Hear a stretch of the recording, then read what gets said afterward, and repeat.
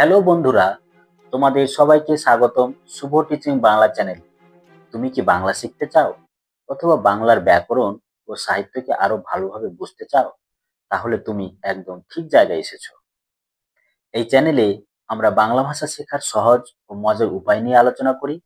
তুমি এই চ্যানেলে পাবে সহজ বাংলার ব্যাকরণের ব্যাখ্যা, বাংলা সাহিত্য ও কবিতা, গল্প, প্রবন্ধের বিশ্লেষণ, বানান ও উচ্চারণ সংশোধন, ছাত্রদের জন্য বোর্ড পরীক্ষার প্রস্তুতি গাইড এবং অনেক কিছু এই চ্যানেলের মাধ্যমে তোমরা পেয়ে যাবে।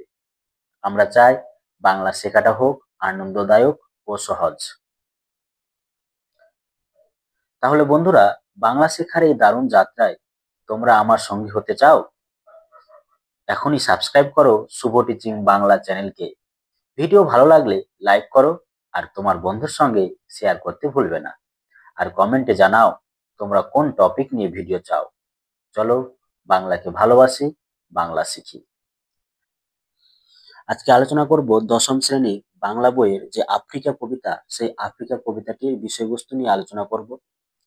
লাইন বাই লাইন আমরা ব্যাখ্যা করব। অবশ্যই তোমরা ভিডিওটা মনোযোগ সহকারে দেখবে এবং সাথে অবশ্যই পেন্সিল এবং বই নিয়ে বসবে। কিছু গুরুত্বপূর্ণ শব্দার্থ, কিছু গুরুত্বপূর্ণ লাইন অবশ্যই তোমাদের বলে দেবো, সেগুলো তোমরা দাগিয়ে দিবে। তোমরা কিরকম আলোচনা চাইছো অবশ্যই তোমরা কমেন্ট বক্সে জানাবে। আর আলোচনা ভালো লাগলে অবশ্যই চ্যানেলকে লাইক, কমেন্ট, সাবস্ক্রাইব করে পাশে থাকবে। চলো তাহলে শুরু করি। প্রথমে আমরা এই আফ্রিকা কবিতার কবি পরিচিতি অর্থাৎ রবীন্দ্রনাথ ঠাকুর সম্পর্কে আমরা জেনে নেব। এই রবীন্দ্রনাথ ঠাকুরের জন্ম হচ্ছে 7ই মে 1861 খ্রিস্টাব্দ। এই জন্ম হচ্ছে, এটি বাংলা ইংরেজি সালের জন্ম এবং বাংলা সাল হচ্ছে 25শে বৈশাখ 1268 বঙ্গাব্দ। জোড়াসাঁকো, কলকাতায় জন্মগ্রহণ করেছেন। মৃত্যু হচ্ছে 7ই আগস্ট 1941 খ্রিস্টাব্দে, 22শে শ্রাবণ 1348 বঙ্গাব্দ। রবীন্দ্রনাথ ঠাকুরের পিতার নাম হচ্ছে মহর্ষি দেবেন্দ্রনাথ ঠাকুর, মাতা সারদা দেবী। এই রবীন্দ্রনাথ ঠাকুরের কিছু উল্লেখযোগ্য ঘটনা রয়েছে। সেটি উল্লেখযোগ্য ঘটনাটি হলো 1913 খ্রিস্টাব্দে গীতাঞ্জলি কাব্যগ্রন্থ অর্থাৎ সংস অফারিংস কাব্যগ্রন্থের জন্য সাহিত্যে নোবেল পুরস্কার লাভ করেন। তাহলে রবীন্দ্রনাথ ঠাকুর কোন কাব্যগ্রন্থের জন্য নোবেল পুরস্কার লাভ করেছিলেন? গীতাঞ্জলি সংস অফারিংস কাব্যগ্রন্থের জন্য। জালিয়ানওয়ালাবাগ হত্যাকাণ্ডের জন্য ইংরেজ প্রদত্ত নাইট উপাধি পরিত্যাগ করেন। 1905 খ্রিস্টাব্দে লর্ড কার্জনের বাংলাকে দ্বিখণ্ডিত করার জন্য তীব্র প্রতিবাদী স্বদেশী আন্দোলনে সক্রিয়ভাবে যুক্ত হন রবীন্দ্রনাথ ঠাকুর। এরপর আমরা রবীন্দ্রনাথ ঠাকুরের প্রথম কবিতা অভিলাষ। রবীন্দ্রনাথ ঠাকুরের প্রথম কবিতা কি তাহলে? রবীন্দ্রনাথ ঠাকুরের প্রথম কবিতা হচ্ছে অভিলাষ। এই কবিতাটি কিন্তু গ্রন্থাকারে অর্থাৎ প্রকাশিত হয়নি, কিন্তু তার স্বাক্ষরযুক্ত প্রথম কবিতা হচ্ছে হিন্দু মেলার উপহার। এবার আমরা দেখে নেব এই আফ্রিকা কবিতার উৎস। আফ্রিকা কবিতার উৎস কি তাহলে?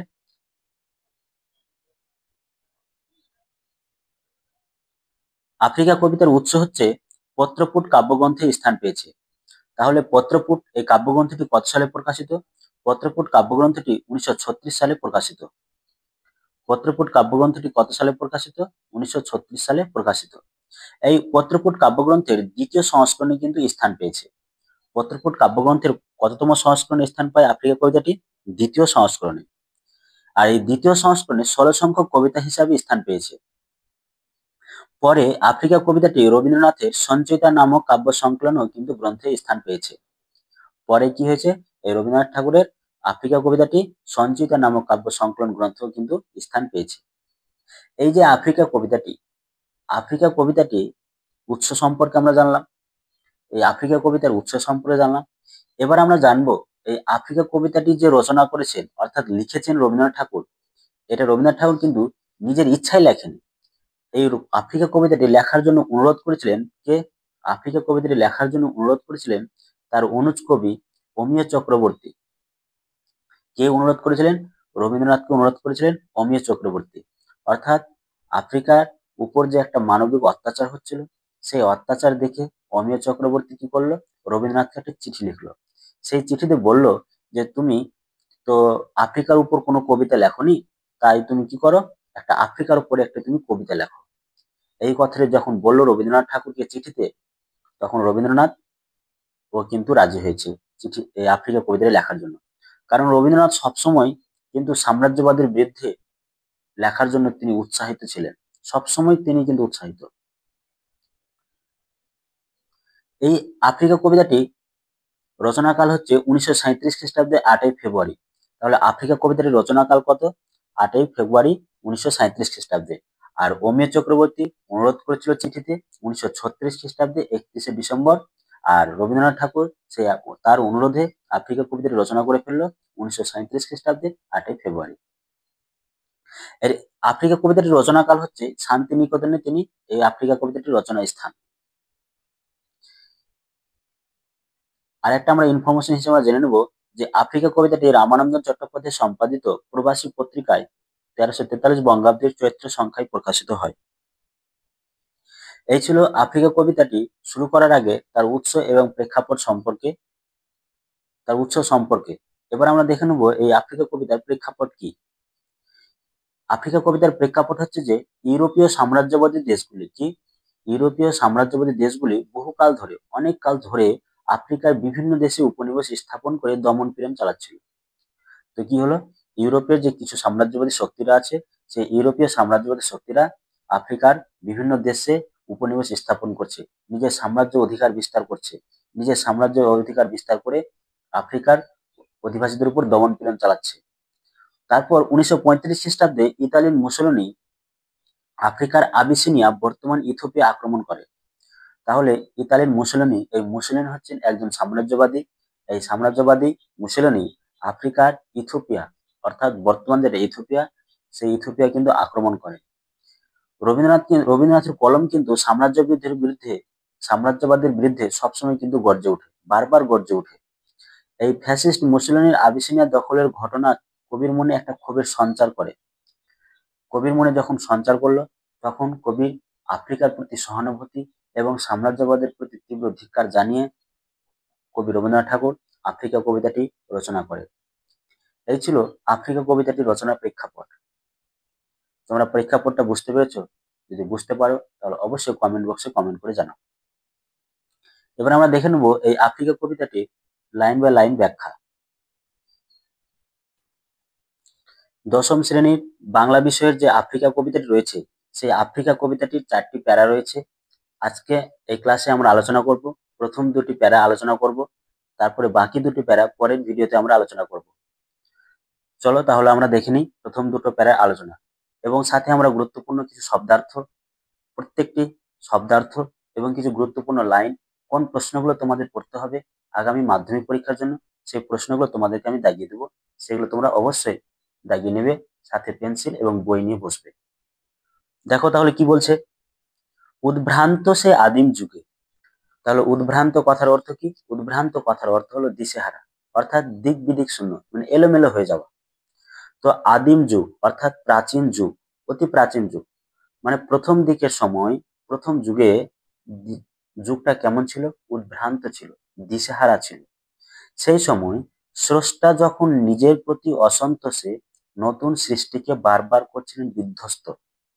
স্রষ্টা, স্রষ্টা কথার অর্থ হচ্ছে সৃষ্টিকর্তা। অসন্তোষে অর্থাৎ অসন্তুষ্ট, অতৃপ্তি, রেগে গিয়ে, বিরক্তি ভাব দেখিয়ে নতুন সৃষ্টিকে, তার নতুন সৃষ্টি কি তাহলে এখানে? তার নতুন সৃষ্টি হচ্ছে এখানে আফ্রিকা। তিনি নতুন সৃষ্টিকে বারবার বিধ্বস্ত অর্থাৎ ধ্বংস করছিলেন। তাহলে এই 3টা লাইনের মানে কি বোঝাতে চাইছে? আদিম যুগ উদ্ভ্রান্ত ছিল, আদিম যুগ দিশেহারা ছিল। সেই সময় স্রষ্টা অর্থাৎ সৃষ্টিকর্তা নিজের প্রতি অসন্তুষ্ট হয়ে, নিজের প্রতি বিরক্তি ভাব দেখিয়ে তিনি নতুন সৃষ্টিকে বারবার ধ্বংস করছিলেন। তারপরে কবি কি বলছেন, তার সে অধৈর্যে ঘন ঘন মাথা নাড়ার দিনে রুদ্র সমুদ্রের বাহু প্রাচীর ধরিত্রীর বুকের থেকে ছিনিয়ে নিয়ে গেল তোমাকে আফ্রিকা। তারপর কবি যখন, অর্থাৎ স্রষ্টা যখন, স্রষ্টা বলতে কে? সৃষ্টিকর্তা অর্থাৎ ঈশ্বর। সৃষ্টিকর্তা যখন তার নতুন সৃষ্টিকে বারবার ধ্বংস করছিলেন, এই ধ্বংস করতে করতে তিনি এমন পরিস্থিতির সৃষ্টি হয়ে গেল যে তিনি অধৈর্য হয়ে পড়ে গেল। তিনি কি হলো? অধৈর্য হয়ে পড়লো, ধৈর্যহীন হয়ে পড়লো। তার মানে ধৈর্য শক্তি সে হারিয়ে ফেললো। সে ধৈর্য শক্তি হারিয়ে ফেলে তিনি ঘন ঘন মাথা নাড়াচ্ছে। তিনি কি করছে? ঘন ঘন মাথা নাড়ার সময়, দিনে বলতে এখানে সময়, ঘন ঘন মাথা নাড়ার সময়ে রুদ্র সমুদ্রের বাহু রুদ্র কথার অর্থ হচ্ছে কি? ভীষণ বা উগ্র। রুদ্র সমুদ্রের বাহু, বাহু কথার অর্থ হচ্ছে জলস্রোত। তাহলে ভয়ঙ্কর সমুদ্রের জলস্রোত প্রাচীর ধরিত্রীর বুকের থেকে। এই প্রাচীর কথার অর্থ হচ্ছে পূর্ব দিক, আর ধরিত্রী কথার অর্থ হচ্ছে পৃথিবী। তাহলে কি হলো? যখন সৃষ্টিকর্তা তার নতুন সৃষ্টিকে বারবার ধ্বংস করছিলেন, ওই সময় তিনি অধৈর্য হয়ে ঘন ঘন মাথা নাড়াচ্ছিলেন। ঘন ঘন মাথা নাড়ার সময় রুদ্র সমুদ্রের বাহু, অর্থাৎ ভয়ঙ্কর সমুদ্রের জলস্রোত পৃথিবীর পূর্ব দিক থেকে আফ্রিকাকে ছিনিয়ে নিয়ে চলে গেল। তোমাকে বলতে কাকে? তোমাকে বলতে আফ্রিকাকে বোঝানো হয়েছে। তো রুদ্রের সমুদ্রের বাহু কোন দিক থেকে কাকে ছিনিয়ে নিয়ে চলে গেল? আফ্রিকাকে ছিনিয়ে নিয়ে চলে গেল পৃথিবীর পূর্ব দিক থেকে। ছিনিয়ে নিয়ে গিয়ে কি করলো? ছিনিয়ে নিয়ে গিয়ে বাঁধলে তোমাকে বনস্পতির নিবিড় পাহারায় কৃপণ আলোর অন্তপুরে। আফ্রিকাকে ছিনিয়ে নিয়ে গিয়ে বড় বড় বৃক্ষ গাছের পাহারায় কিন্তু বেঁধে ফেলা হলো আফ্রিকাকে, যেখানে আলো কৃপণ। অর্থাৎ অন্তপুরে কথার অর্থ হচ্ছে অন্দরমহল, অর্থাৎ ভিতরে। তাহলে এখন প্রশ্ন হচ্ছে, এই আলোকে কৃপণ কেন বলা হয়েছে? কারণ আমরা জানি আফ্রিকার নিরক্ষীয় চিরহরিত অরণ্যে অবস্থিত। এখানে বড় বড় গাছের উপরের অংশ একটি অপরটির সঙ্গে জড়িয়ে থাকে। একটি অপরটির সঙ্গে জড়িয়ে থাকার জন্য সেখানে সূর্যের আলো প্রবেশ করতে পারে না। সূর্যের আলোকে তারা আটকে দেয়। তাই এখানে সূর্যের আলোকে কৃপণ বলা হয়েছে, যেহেতু সেখানে সূর্যের আলো পৌঁছাতে পারছে না বলে। তো যেখানে আফ্রিকাকে বেঁধে ফেলা হয়েছে সেখানে কিন্তু সূর্যের আলো পর্যন্তও কিন্তু পৌঁছাতে পারে না, এমন জায়গায় তাকে বেঁধে ফেলা হয়েছে। প্রথম প্যারা থেকে আমরা জানলাম যে আফ্রিকার জন্ম রহস্য সম্পর্কে, অর্থাৎ জন্ম বৃত্তান্ত সম্পর্কে আমরা জানলাম। আমি আবার বলছি, লাইন বাই লাইন বোঝার চেষ্টা করবে। গল্পটা বলার চেষ্টা করছি, তোমরা বোঝার চেষ্টা করবে। আদিম যুগটা ছিল উদ্ভ্রান্ত, অর্থাৎ আদিম যুগ ছিল দিশেহারা। সেই সময় সৃষ্টিকর্তা নিজের প্রতি অসন্তুষ্ট হয়ে তার নতুন সৃষ্টিকে তিনি বারবার ধ্বংস করছিলেন। তারপর এই ধ্বংস করার সময় তিনি অধৈর্য হয়ে পড়েছিলেন। অধৈর্য হয়ে ঘন ঘন মাথা নাড়াচ্ছিলেন। ঘন ঘন মাথা নাড়ার সময় হঠাৎ করে রুদ্র সমুদ্রের বাহু পৃথিবীর পূর্ব দিক থেকে আফ্রিকাকে ছিনিয়ে নিয়ে গিয়ে বড় বড় গাছের পাহারায় বেঁধে ফেলা হলো, যেখানে সূর্যের আলোকে কৃপণ বলা হয়েছে।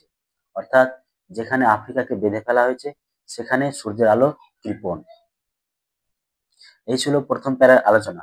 আলোচনা কেমন লাগলো অবশ্যই তোমরা কমেন্ট বক্সে জানাবে। আর তোমরা যদি বুঝতে পারো অবশ্যই কমেন্ট বক্সে বলে দাও যে স্যার বুঝে গেছি এই পয়েন্ট প্যারাটি। এবার আমরা দ্বিতীয় প্যারা দেখে নেব। দ্বিতীয় প্যারা কি বলছে? সেখানে নিভৃত অবকাশে তুমি সংগ্রহ করছিলে দুর্গমের রহস্য। নিভৃত, নিভৃত কথার অর্থ হচ্ছে একাকী। নিভৃত কথার অর্থ কি? নিভৃত কথার অর্থ হচ্ছে একাকী। অবকাশে, অবকাশে কথার অর্থ হচ্ছে ছুটি। তাহলে অবকাশে কথার অর্থ কি? ছুটি। দুর্গমের রহস্য, দুর্গম কথার অর্থ কি? দুর্গম কথার অর্থ হচ্ছে যেখানে যাওয়া কঠিন। তাহলে এই দুটো লাইনের মানে কি বোঝাতে চাইছে? আফ্রিকা একাকী ছুটি কাটাচ্ছিল। তার মানে আফ্রিকাকে যে জঙ্গলে বেঁধে ফেলা হয়েছে সেই জঙ্গলে কিভাবে সময় অতিবাহিত করছে সেখানকার কথা কিন্তু এই প্যারায় লেখা হয়েছে।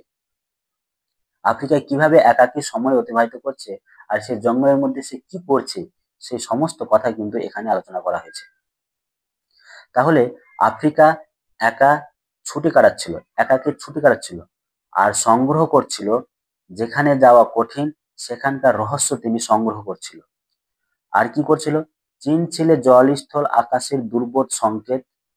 আর তিনি চেনার চেষ্টা করছিল বা চিনছিল আর জল, স্থল, আকাশ, এই দুর্বোধ সংকেত, যে সংকেত সহজে বোঝা যায় না এমন সংকেত তিনি বোঝার চেষ্টা করছিল, চেনার চেষ্টা করছিল। তারপর বলছে প্রকৃতির দৃষ্টি অতীত জাদু মন্ত্র জাগাচ্ছিল তোমার চেতনাতীত মনে। আর আফ্রিকার মনে একটা প্রকৃতির যে দৃষ্টি অতীত জাদু রয়েছে, সে জাদু মন্ত্র আফ্রিকার চেতনাতীত মনে কিন্তু জাগিয়ে তুলছিল। এই চেতনাতীত মনে কথার তাৎপর্যটা কি বোঝাতে চাইছে এখানে? চেতনাতীত কথার অর্থ অবচেতন, অর্থাৎ চেতনাবোধ জাগ্রত হওয়ার আগে আফ্রিকার মন কে জাগিয়ে তুলছে, কি জাগিয়ে তুলছে? একটা প্রকৃতির দৃষ্টিবর্তী জাদু মন্ত্র। তারপরে কবি বলছেন, বিদ্রূপ করছিলে ভীষণকে বিরূপের ছদ্মবেশে। বিদ্রূপ কথার অর্থ হচ্ছে ঠাট্টা বা উপহাস, ভীষণ কথার অর্থ হচ্ছে ভয়ঙ্কর, আর বিরূপের কথার অর্থ হচ্ছে খারাপ রূপ। তাহলে আফ্রিকাকে যে জঙ্গলে বেঁধে ফেলা হয়েছে, সেই জঙ্গলে যদি ও খারাপ রূপ যদি ধারণ না করে, তাহলে কি ভয়কে ভয় পাওয়াতে পারবে? ভয়কে কি উপহাস করাতে পারবে? নিশ্চয়ই পারবে না। তাহলে আফ্রিকা কি হলো? নিজেকে খারাপ রূপের ছদ্মবেশ ধারণ করে বিদ্রূপ করছিল, উপহাস করছিল ভয়ঙ্করকে, ভীষণকে কিন্তু উপহাস করছে যে ভয়, এই ভয় আমার কাছে কিছু না, এই ভয় একটা তুচ্ছ উপহাস, ঠাট্টা করে উড়িয়ে দিল। কিভাবে? বিরূপের ছদ্মবেশে, খারাপ রূপের ছদ্মবেশে। ধরো তুমি কোথাও আছো, একা আছো, সেখানে যদি তুমি একা নিজেকে একটা উগ্র রূপ, একটা খারাপ রূপ যদি তুমি ধারণ না করো, তোমার সামনে যদি কোনো ভয় আসে, সেই ভয়টাকে তুমি জয় করতে পারবে না। সেই ভয়টাকে জয় করার জন্য তোমাকে খারাপ রূপ একটা ধারণ করতে হবে, তাহলেই তুমি ভয়টাকে জয় করতে পারবে। এখানেও ঠিক সেই রকমই বলা হয়েছে যে আফ্রিকাকে যে জঙ্গলে বেঁধে ফেলা হয়েছে, সেই জঙ্গলে বেঁধে ফেলার জন্য নিজেকে একটা খারাপ রূপ ধারণ করেছে, আর সেই খারাপ রূপ ধারণ করে তার মনের মধ্যে যে ভয়, সেই ভয়টাই কিন্তু কাটিয়ে তুলছে, জয় করছে। তারপরে কবি বলছেন, শঙ্কাকে চাচ্ছিলে হার মানাতে, আপনাকে উগ্র করে বিভীষিকার প্রচন্ড মহিমায় তাণ্ডবের দুন্দুভি নিনাদে। আর কি? তিনি শঙ্কা, অর্থাৎ যে আশঙ্কা, মনের মধ্যে যে একটা ভয় রয়েছে, সেই ভয়কে হার মানাতে চাইছে। মনের মধ্যে যে একটা আশঙ্কা রয়েছে, সেই আশঙ্কাকে হার মানাতে চাইছে। আর কিভাবে হার মানাতে চাইছে? নিজেকে উগ্র করে, নিজেকে রাগিয়ে, বিভীষিকার প্রচন্ড মহিমায়, ভয়ঙ্করের যে একটা প্রচন্ড যে মহিমা, একটা প্রচন্ড যে মহত্ব রয়েছে, সেই মহিমাই কিন্তু আশঙ্কাকে হার মানাতে চেয়েছে। কিভাবে? তাণ্ডবের দুন্দুভি নিনাদে। তাণ্ডব কথার অর্থ হচ্ছে শিবের যে প্রলয় নৃত্য, এখানে সে শিবের প্রলয় নৃত্যের মতো কিন্তু তাণ্ডব করবে। দুন্দুভি নিনাদে, দুন্দুভি কথার অর্থ হচ্ছে যুদ্ধের সময় বাজানোর যে দামামা বিশেষ যে বাদ্যযন্ত্র, সেই বাদ্যযন্ত্রকে বলা হয়েছে দুন্দুভি। আর নিনাদে, নিনাদে কথার অর্থ হচ্ছে শব্দে।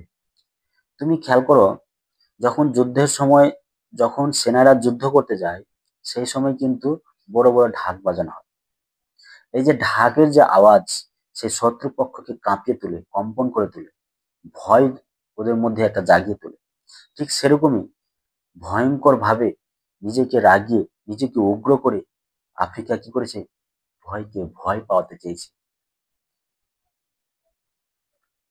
তাহলে আমরা জানতে পারলাম আফ্রিকা কিভাবে নিজে জঙ্গলের মধ্যে একাকী সময় কাটাচ্ছিল, কিভাবে ভয়কে ভয় পাওয়াতে চেয়েছিল। আজকে আমরা এই দুটো প্যারায় আমরা আলোচনা করব, তৃতীয় প্যারা এবং চতুর্থ প্যারা পরের দিন আমরা নেক্সট ভিডিও আমরা আলোচনা করব। সেই আলোচনা পাওয়ার জন্য অবশ্যই চ্যানেলকে সাবস্ক্রাইব করে পাশে থাকবে। এবার আমি তোমাদের বলে দিই, এই যে দুটো প্যারা থেকে কোন কোন গুরুত্বপূর্ণ প্রশ্ন আছে, কোন কোন প্রশ্নগুলো আসার মতো, সেই প্রশ্নগুলো তোমাদেরকে আমি বলে দিই। সেই প্রশ্নগুলো তোমরা অবশ্যই রেডি করবে। যদি তোমাদের বুঝতে কোথাও অসুবিধা হয় এই প্রশ্নগুলো, তাহলে অবশ্যই কমেন্ট বক্সে কমেন্ট করে জানাবে।